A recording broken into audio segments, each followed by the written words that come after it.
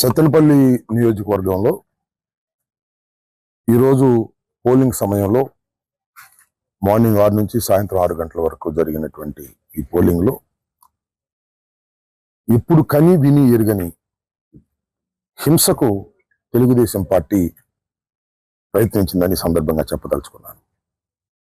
నేను ఇది 3వసారి కంటెస్ట్ చేస్తున్నాను. ఇప్పుడు ఇంత దారుణంగా ప్రవర్తించినటువంటి సందర్భం లేదు.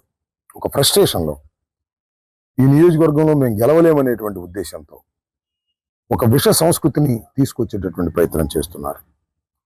శివనమరి గ్రామంలో ఈవీఎంలు పాల్గొట్టేశారు.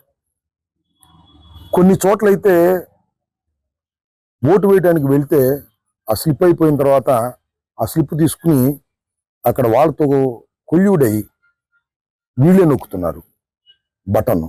అదేంటంటే మేము ఎక్కామని నేను వెళ్ళమంటున్నారు. ముఖ్యంగా దమ్మాలపాడు గ్రామంలో ఒక బూత్లో ఇదే కార్యక్రమం జరిగింది. నార్నపాడులో కూడా ఇలాగే దౌర్జన్యం చేసి బూత్లో ఉన్న ఏజెంట్లు లాగేసి వాళ్లే ఈవీఎంల మీద బటన్స్ మీద నొక్కునేటువంటి ప్రయత్నం చేశారు. దీని మీద ఎలక్షన్ కమిషన్కి మేము రిపోర్ట్ చేయబోతున్నాను. జనరల్గా ఎలక్షన్ కమిషన్ రిపోర్ట్ చేస్తే వాళ్ళకి వెబ్ కెమెరాస్ ఉంటాయి. దానిలో చూస్తే వాస్తవాలు బయటకు వస్తాయి. వాస్తవాలు బయటకు వస్తే నేను ఇచ్చినటువంటి రిపోర్ట్ కరెక్ట్ అయితే, పిటిషన్ కరెక్ట్ అయితే దాని మీద రీపోల్ చేసేటటువంటి అవకాశం కూడా ఉంటుంది. దాన్ని అధికారులు గమనించాలని కూడా ఈ సందర్భంగా మనవి చేస్తున్నాను.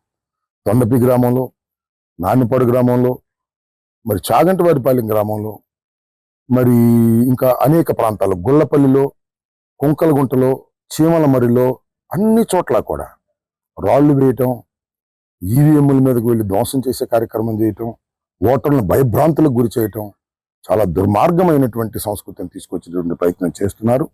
దీని మీద పోలీస్ యంత్రాంగం ఖచ్చితంగా యాక్షన్ తీసుకోవాలని కూడా నేను ఈ సందర్భంగా కోరుతున్నాను. ఎస్పీ గారితో కూడా వివరంగా చెప్పడం జరిగింది. కొన్ని చోట్ల పోలీసులు అసమర్థతగా ఉన్నారో, లేకపోతే అలసత్వంగా ఉన్నారో, లేకపోతే వాళ్ళతో కొల్లుడయ్యారో అర్థం కానటువంటి పరిస్థితి కూడా కనిపిస్తూ ఉంది. దీని మీద ఉన్నతాధికారులు యాక్షన్ తీసుకోవాల్సినటువంటి అవసరం ఉందని కూడా ఈ సందర్భంగా నేను చెప్పదలుచుకున్నాను. సత్తెనపల్లి ఎప్పుడు ఇంత రకమైనటువంటి హింస జరిగినటువంటి సందర్భాలు లేవని కూడా ఈ సందర్భంగా నేను చెప్పదలుచుకున్నాను.